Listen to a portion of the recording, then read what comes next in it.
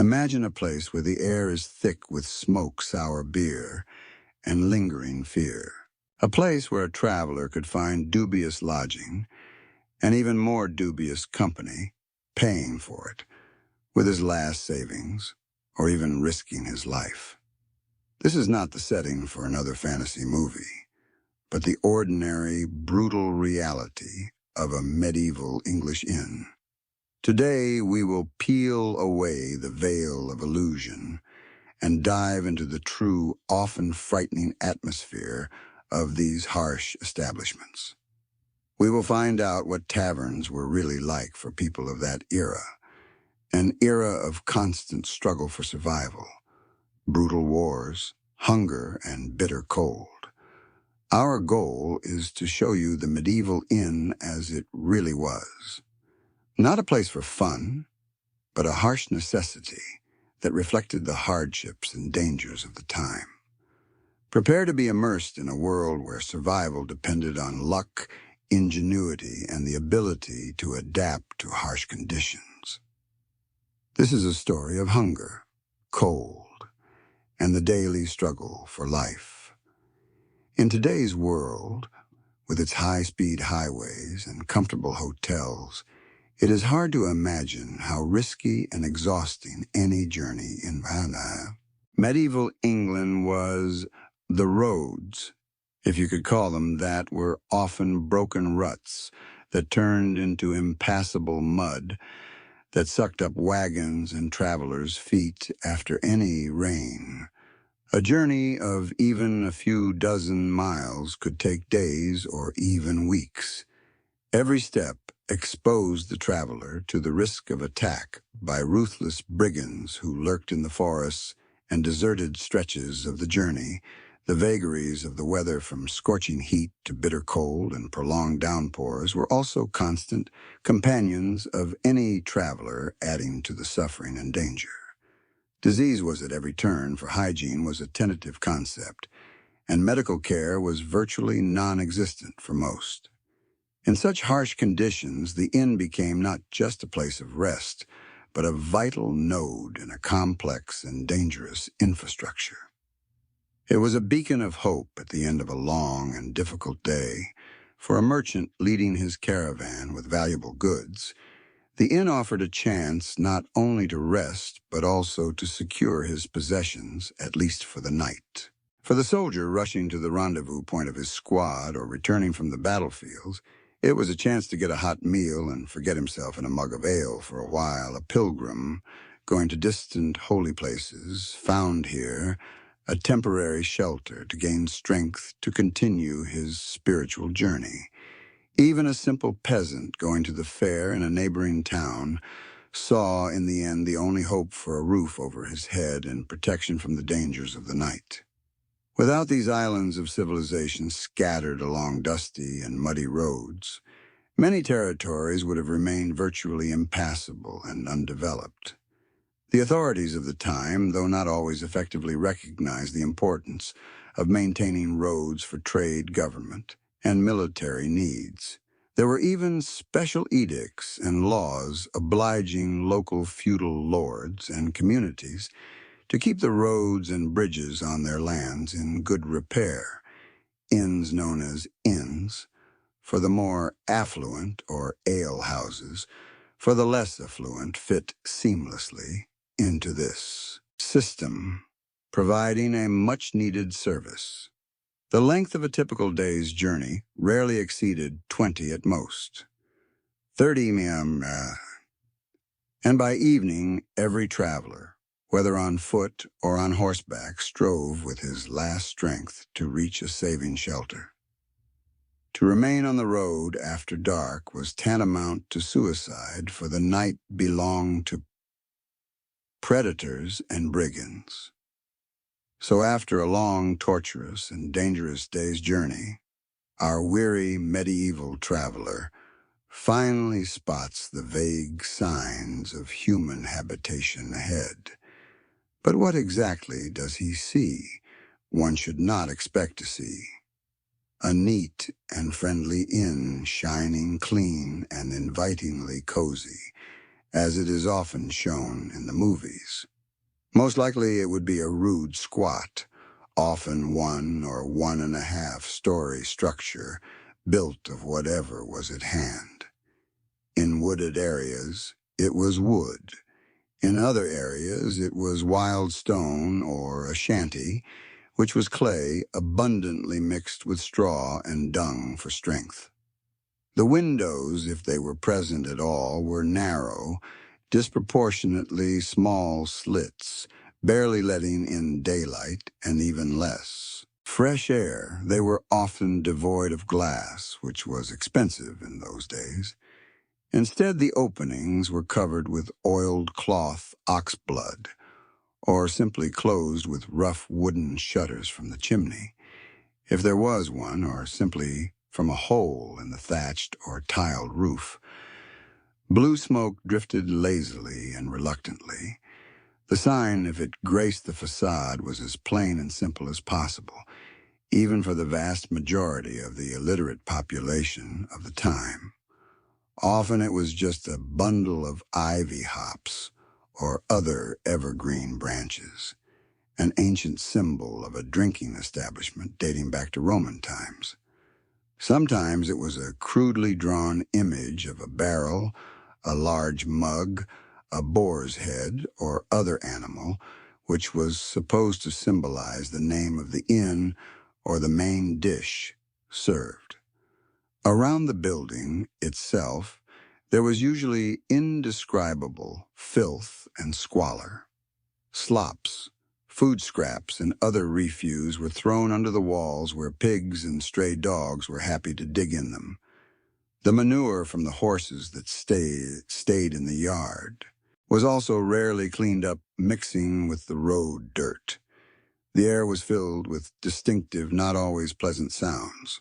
Drunken shouts, fragments of coarse songs, or fierce swearing came from inside, heralding an uneasy atmosphere. To this was added the barking of guard or stray dogs, the neighing of tired horses in the yard, and the shrill creak of poorly oiled door hinges. The first impression of a medieval inn was rarely reassuring or serene.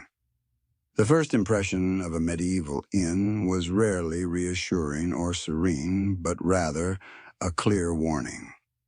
Here you can shelter from the storm and the cold, but keep your ears open, watch your purse, and trust no one.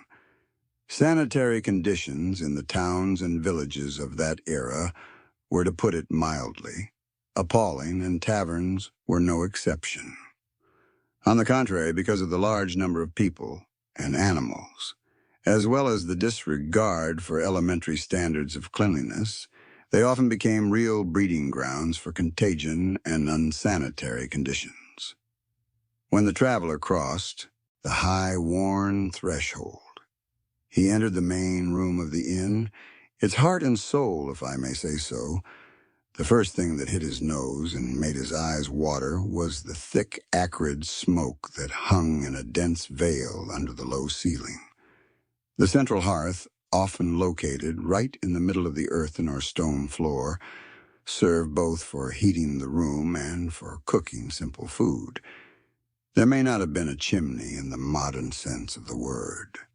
The smoke lazily escaped through a special hole in the roof, or simply seeped through numerous gaps in the walls and ceiling. The smoke made everything around walls, ceiling beams, the few pieces of furniture covered with a thick layer of greasy soot. The lighting in such a room was minimal and extremely dim. The tallow candles, made of animal fat, smoked heavily, spreading an unpleasant odor, and gave very little light. Even more often, the lighting was done with lamplight, thin, long slivers of dry wood that were stuck in special slots in the walls in stands, or simply held in the hands. They burned quickly, smoked, and needed constant replacement, creating more smoke than light and posing a constant fire hazard. In this perpetual twilight, punctuated by the occasional glimmer of fire from the hearth. It was hard to distinguish the rough-hewn massive tables and equally primitive benches. They were often rickety and uncomfortable, covered with stains from spilled ale and fat, and carved with the names and symbols of previous visitors. The floor could be simply earthen, tamped down to the hardness of stone by the feet of hundreds of visitors, or in the best cases, boarded. But even the board floor was rarely cleaned, and it was invariably dirty, sticky with spilled drinks and leftover food. Often the floor was covered with straw reeds or dry leaves. Theoretically, this was done to keep warm and to absorb dirt spit and spilled liquids. In practice, however, this bedding was changed very rarely, perhaps once every few weeks or even months. It became a veritable breeding ground for fleas, lice, bedbugs, and other vermin, as well as a source of disgusting odor.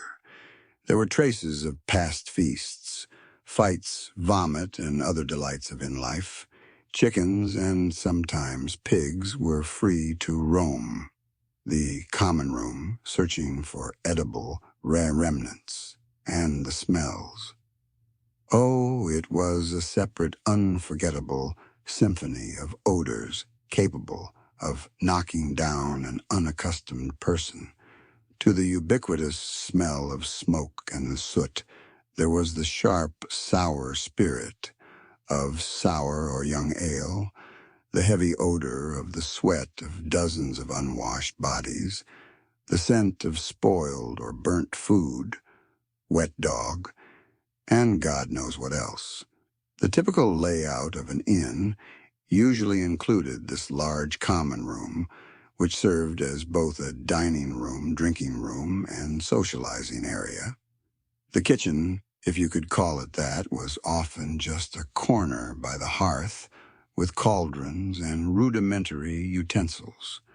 There were also several rooms or cubby holes for sleeping.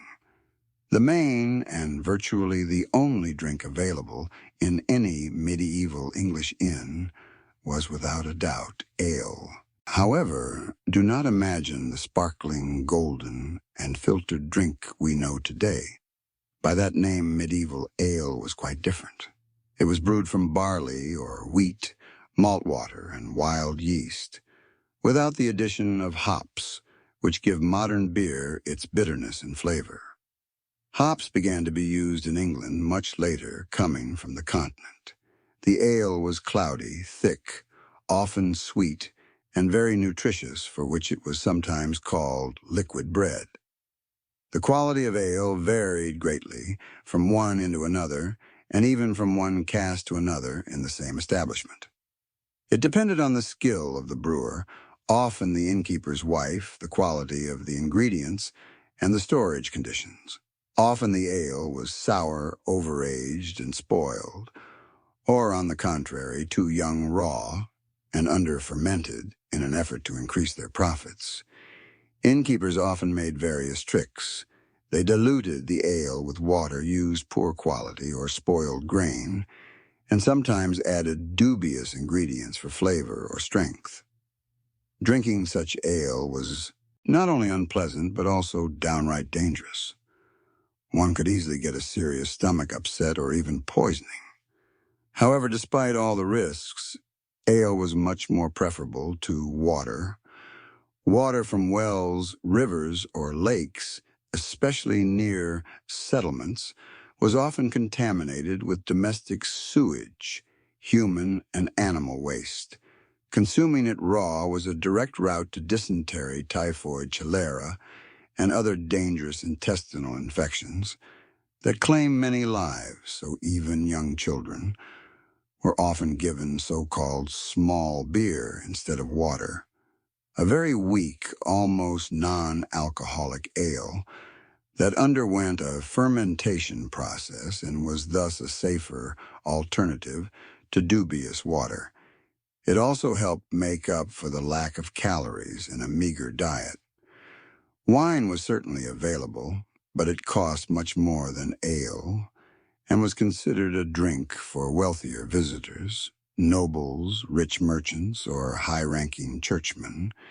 It was imported mainly from France, Bordeaux, Burgundy, Spain, or the German lands along the Rhine. However, even here the innkeepers did not miss a chance to deceive a gullible customer. Wine was often diluted with water tinted with berry juice, or mixed with the remains of different varieties and qualities, giving the resulting junk as an expensive drink. Fraud was widespread. There were even special royal or town officials, so-called aliconers or ale tasters, who were supposed to supervise the quality and prices of ale, as well as the correctness of measures. But their supervision was far from always effective, especially in remote rural inns, so every sip in a medieval inn was a kind of lottery with an unpredictable outcome.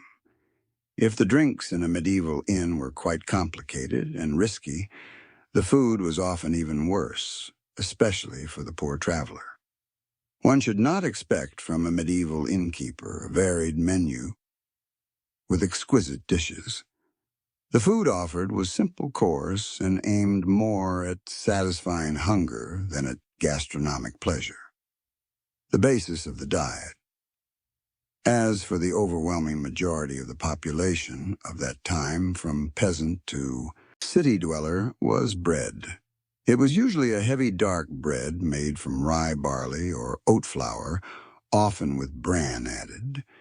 It was dense, hearty, but often stale and hard, requiring strong teeth. Wheat white bread, soft and airy, was considered a luxury and was the privilege of the nobility and very rich people. It was very rare to find it in an ordinary inn, unless it was for especially honorable guests who were willing to pay well for it.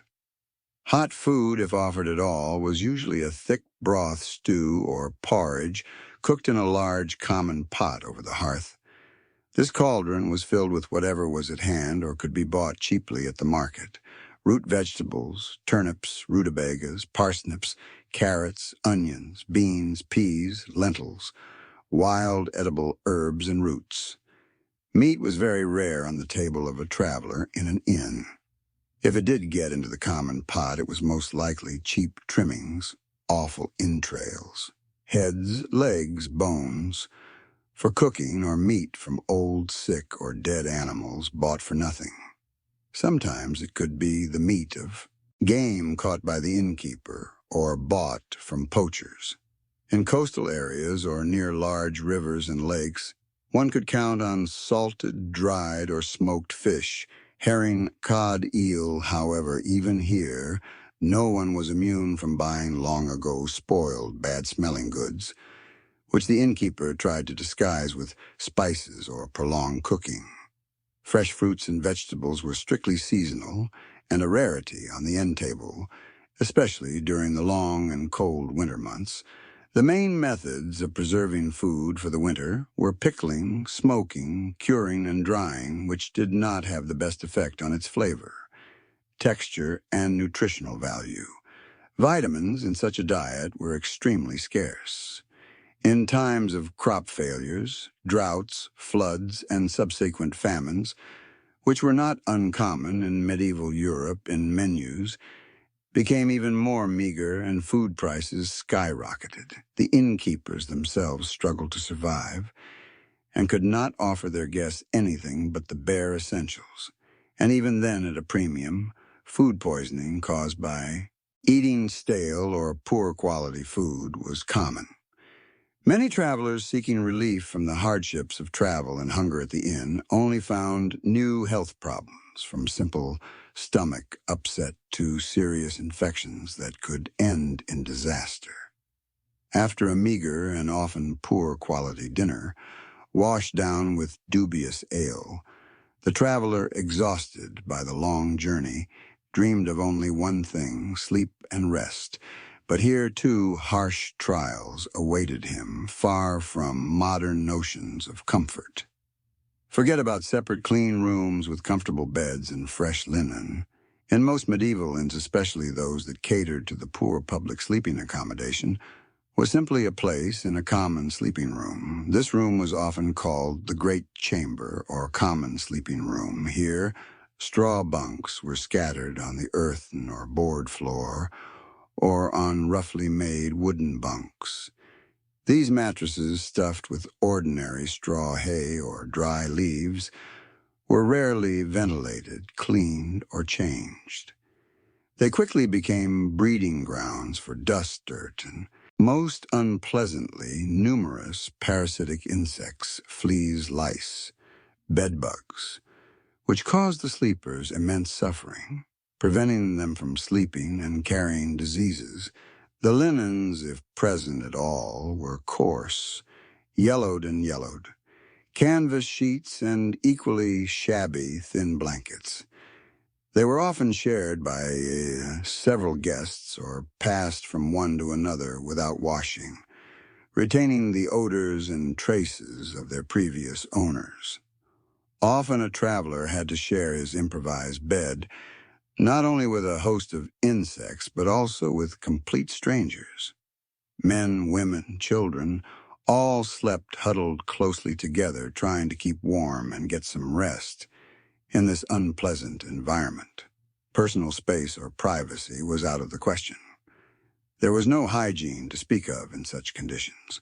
Washing, if practiced, was reduced to splashing cold, often muddy water in the face from a common basin or tub.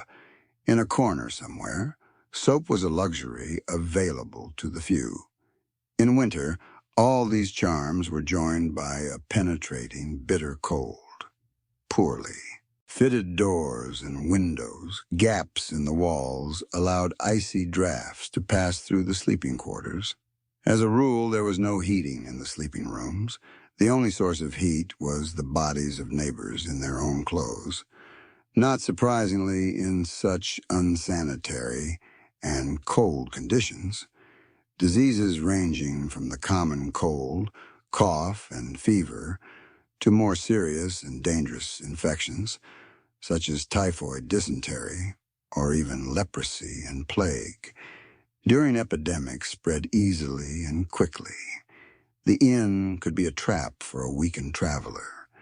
Medieval inns were a melting pot of people from all walks of life, professions, and morals. Under their smoky and often leaky roofs, the most diverse and unpredictable public gathered, each with their own goals, fears, and hopes. Tired travelers, like our conditional hero, sought here basic rest food and protection from the dangers of the night. They were the most numerous but also the most vulnerable category of visitors, often becoming the object of attention of less sensitive individuals. Merchants carrying valuable goods, cloth, spices, metals, and more importantly, large sums of money, stayed overnight constantly on edge and fearing for the safety of their property and their lives. They tried to keep to themselves or hired guards if they could afford them. Soldiers returning from war, going into royal service, or simply deserting were frequent and very troublesome visitors. They were noisy, defiant, drank heavily, fought molested women, and were not always ready to pay their bills on the strength of their weapons. Pilgrims traveling to holy places in England or beyond also needed shelter and food. They shared a common table in bed with vagrants, beggars, cripples, beggars, and outright criminals, thieves, robbers, swindlers, and sometimes even murderers who were fugitives from justice. In such a malign and explosive company, there was always an atmosphere of mutual suspicion, latent enmity, and constant threat. Any careless word, a slanted glance, an accidental push, or an argument over a game of dice could instantly lead to a furious quarrel or even to a bloody stabbing with knives, daggers, or just heavy mugs. Robberies in and out of it, especially under the cover of night, were common and even routine. A traveler could be drugged, searched while asleep, or simply attacked in a dark corner of the courtyard. Safety was a very relative concept. The innkeeper, in this complex situation, had to be not only the owner of the establishment, but also an experienced psychologist, a shrewd observer, and sometimes a bouncer or peacemaker. He knew many of his regular customers by sight, their habits, reputations, and possible intentions. Often, INS served as informal centers for gathering and disseminating news, rumors, and gossip. It was the place to find out the latest political news information about troop movements, prices of goods in different markets, road conditions, or recent crimes. But it was also in taverns that intrigues and conspiracies could be hatched, and the innkeeper, willingly or unwillingly, could become an important source of information for the authorities, spies of opposing factions, or, on the contrary, for the local criminal world, warning their own of impending danger. If in times of relative peace, the inn was a harsh place, full of danger and hardship, but still relatively predictable than in times of war, feudal feuds, peasant uprisings, and other popular unrest that so often shook medieval England. It turned into a particularly dangerous and unreliable shelter. The warring parties, whether royal troops, baronial armies, or rebel bands, used taverns and their resources shamelessly and brutally for their own purposes, with little regard for the rights and interests of the owners or guests. Inns could be requisitioned and turned into temporary barracks for soldiers. They could be used as makeshift field hospitals to house and treat the wounded, who often lacked even basic medicine and care. Often the inns became grim places of interrogation, torture, and execution of prisoners or suspected traitors. The innkeeper and his family found themselves in an extremely unenviable position, literally between a hammer and an anvil. The refusal to provide shelter, food, and fodder for the soldiers of either of the warring parties could cost them not only their entire property, but also their health and even their very lives. However, aiding and abetting one side automatically made them a legitimate target for the other, as soon as the power in the area changed. Looting by soldiers of all armies was common and almost inevitable. Soldiers who often did not receive their wages for months looted not only the enemy, but also the civilian population. They took food, livestock, valuables, raped women, and left devastation and despair in their wake. Inns, where supplies were always available, were among the first to suffer. The owners had to hide their most valuable possessions and pray for salvation.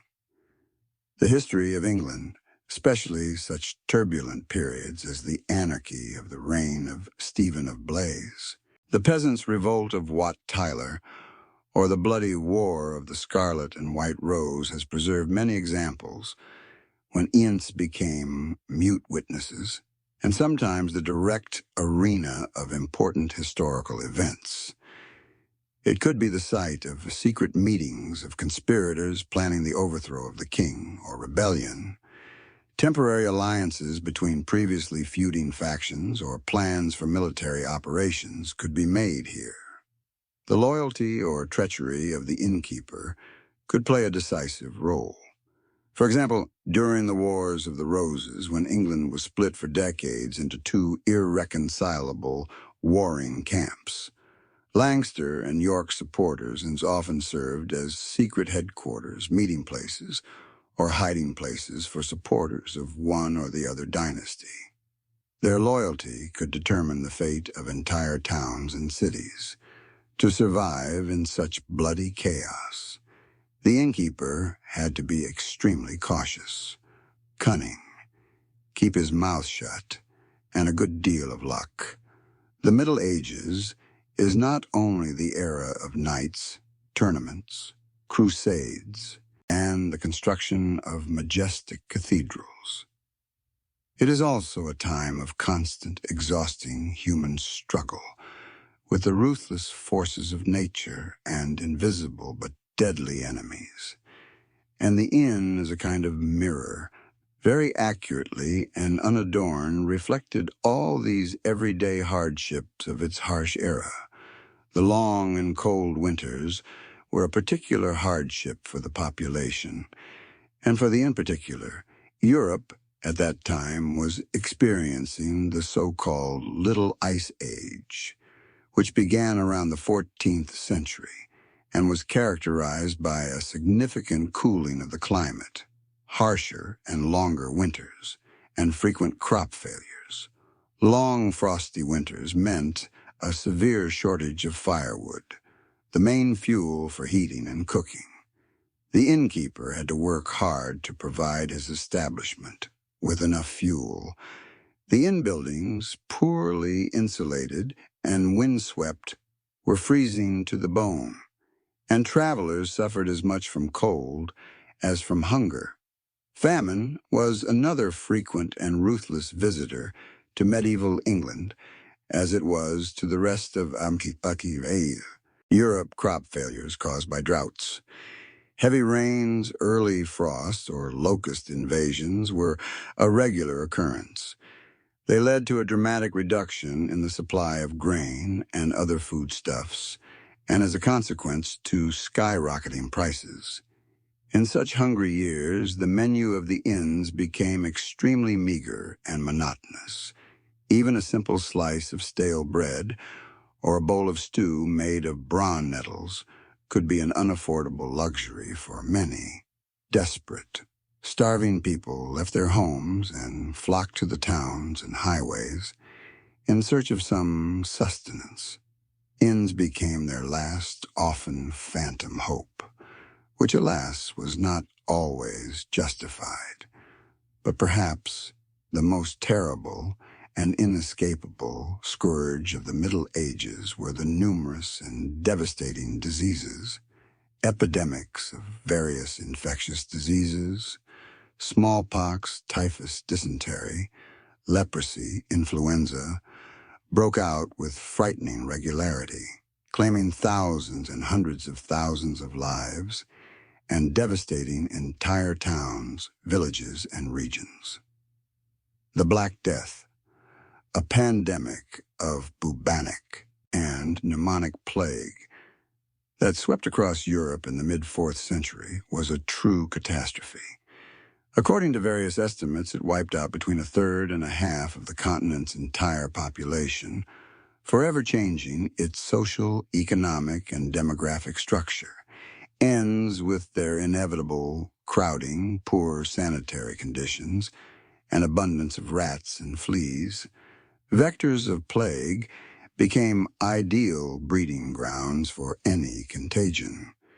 In times of terrible epidemics, they were either completely deserted, as people were terrified to leave their homes and avoided any contact, or turned into the last gloomy shelters for already infected and dying travelers.